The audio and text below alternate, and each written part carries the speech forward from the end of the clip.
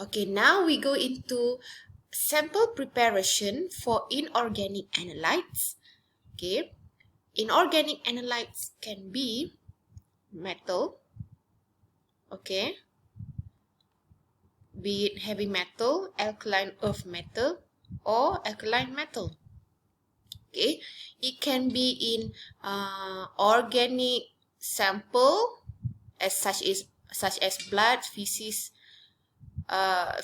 brain cells, and so on, or inorganic sample such as rocks. Okay, can also be in any materials that consist of inorganic constituent such as minerals. Okay, we have 4 types of methods for preparing inorganic analytes. The goal of preparing inorganic analyte is to destroy the sample that contain all this. Okay, destroy the rock, destroy the brain, destroy the feces, leaving behind only metals inside the solution. Why metals will be retained inside solution? Remember, metals can withstand high temperature, okay, and also high pressure, and also can withstand harsh condition in acidic or basic medium. Therefore, we have more selection, more options on how we want to do that. So first, we go into the easiest method, which is what we call as acid digestion, open digestion. When you see the word open, means that is done in an open condition inside the fume hood under normal temperature without any pressure and so on. We want to digest the metals out, destroying the solid samples. Okay, for the sake of discussion for solid sample preparation, we won't discuss about liquid here. Okay, so later we will see how acid digestion open style will look like. And then we have acid digestion, means that you are actually putting acid to destroy the sample. Acid digestion in closed system, whereby we add a microwave radiation. We will include microwave heating, means that here you are digesting at mild temperature, for example 200, not mild, not really that high temperature, while this one can go up to maybe 400 in a closed system in a shorter time. This is also suitable for solid and liquid sample. And then what if you have a very hard sample such as rocks? Do you think that acid digestion open and closed system will destroy these rocks? No, because rocks consist of silica. Silica usually can be destroyed at around 700 degrees C to 1000 degrees C.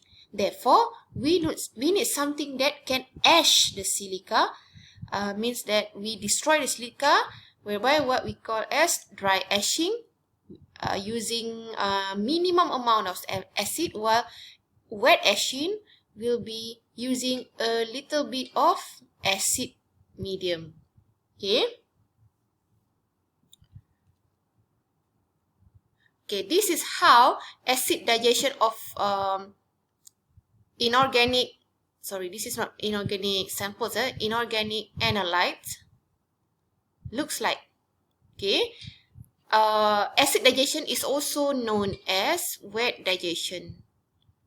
Okay, if you see digestion done in a beaker, closed with only watch glass, done inside fume hood and without any pressurized system, this is what we call as open digestion.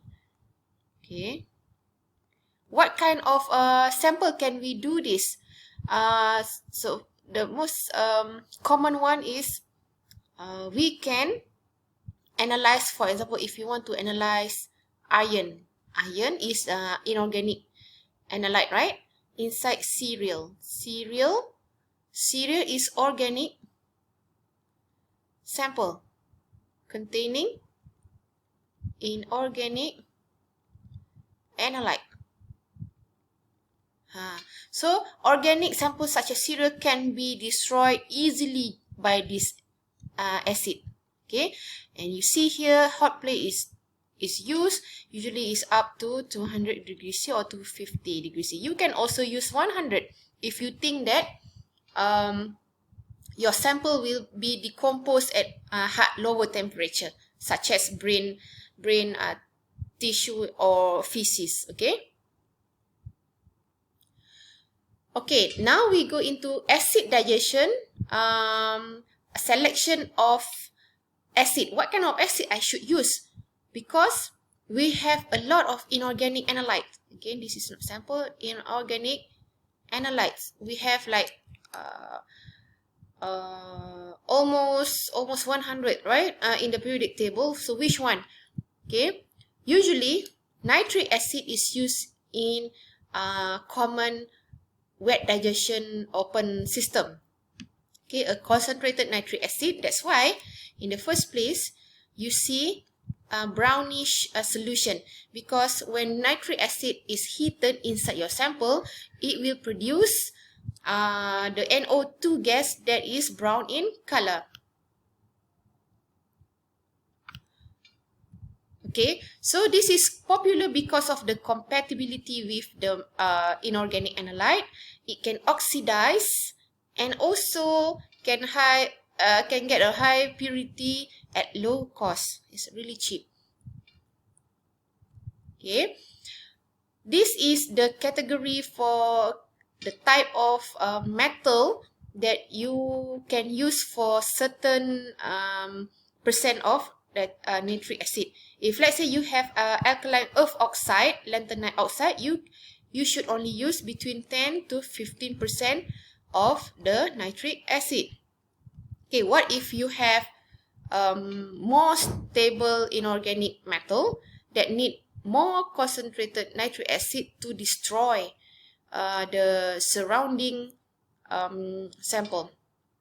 Okay, if you have manganese oxide, you want to destroy the oxide, you want to destroy this, leaving behind the copper. You want to destroy the oxide here, you want to leave the cadmium 2+ oxide. Means that the acid can help you to destroy this, leaving behind only the metal. So you should use 50% of acid and 50% of water. Means that is more concentrated. You can also use 100% of nitric acid if you have this kind of metals. Okay. And also, if let's say nitric acid alone cannot do the work, you can add another strong acid, strong inorganic acid, hydrochloric acid, to digest platinum, aurum, steel, alloy out of your sample. Okay, your sample is usually alloy lah. You want to only take copper out of alloy. Okay. And what if you have like metals inside silica? Metals inside rock. Rock contains silica, right? So rock is really hard. That's why it's used as a house foundation.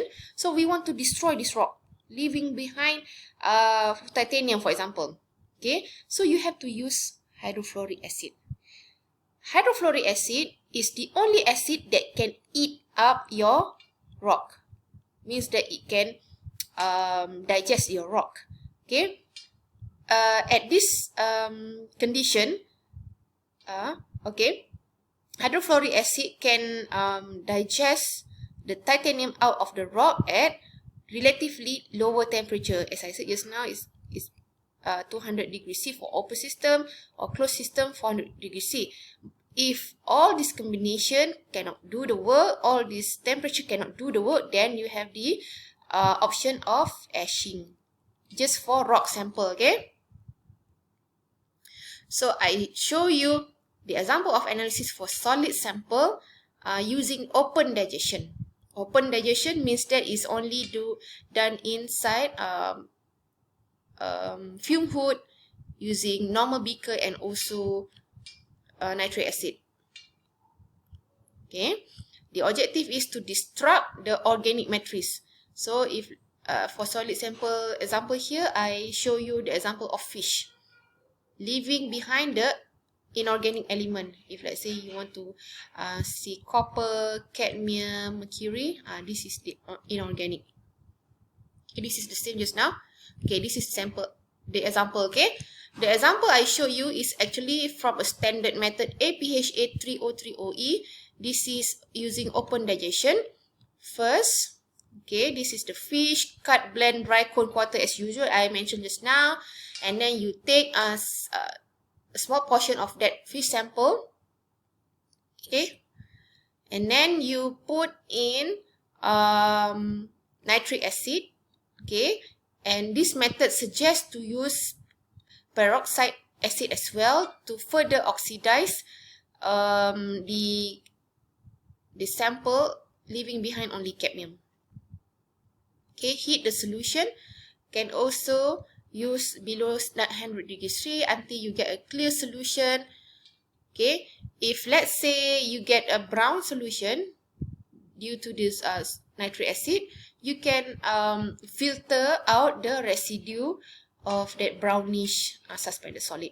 And then after that, you transfer to 225 ml volumetric flask and dilute to the mark with any solvent that you use and undergo analysis. Okay, here you have to make sure that there's no suspended solid. It means that you have to filter. Okay, you have to filter as well. If you see suspended solid, then you can do analysis.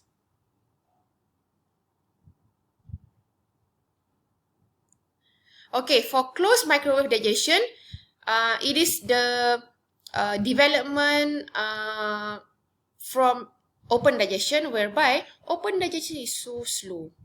Slow means that you have to wait at least like half an hour just to get the digested solution. And also it is done inside fume hood 1 or 3 sample at one time. So microwave digestion comes into the aid for rapid and efficient decomposition using microwave radiation, so that in the microwave digestion system, you can get a rapid analysis because we have microwave radiation. And inside the microwave digestion system, you can put up to 10 sample at one time. And it's even better because we can control from a computer for the pressure and temperature. Okay. So, however, we have to bear the cost of microwave system. Department of Chemistry, our Department of Chemistry in Faculty of Science, recently bought a microwave system, and the cost is 100,000 K. Yes, it is expensive, but it worth it. Okay, because it can get rapid digestion and 10 sample at one go. So this is how it looks like. Okay, you see how many sample over here. This is using MWS3+. Okay, you can even record what is the temperature being used. Okay, 40 minutes, and then you can get 8 to 12 sample and so on. So in monitoring lab, routine monitoring lab, this is very, very important. This is a good investment to do. So this is the table on what kind of acid to use, what temperature for what kind of matrix. Okay, you can have a look on this. The point I said about using HF is where you have the matrix of ceramic is now. You can use temperature around this area. Okay, however, it's longer because it's silica base. Okay, this is the example of using closed microwave digestion. Same.